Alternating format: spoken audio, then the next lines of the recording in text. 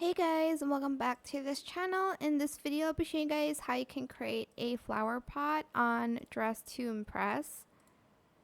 I'm just trying to find something that'll match. You know what? I'm not going to use the hat. Anyways, you are going to go to this section over here, grab the pumpkin and color it to like a pot color if you'd like to. I'm just going to do that.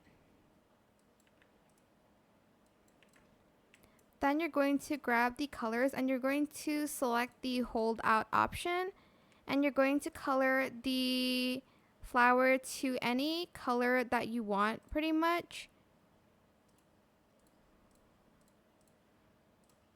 Make these roses red, and I think I like the rest of the colors. And as you can see, it looks like you're holding a flower pot from the front angle. Not really from the side angle, but from the front you look like you're carrying a pot. Whoops. And that is it for this video. I hope it was helpful for you guys. Don't forget to like, comment, share, and also subscribe to this channel if you haven't done that already.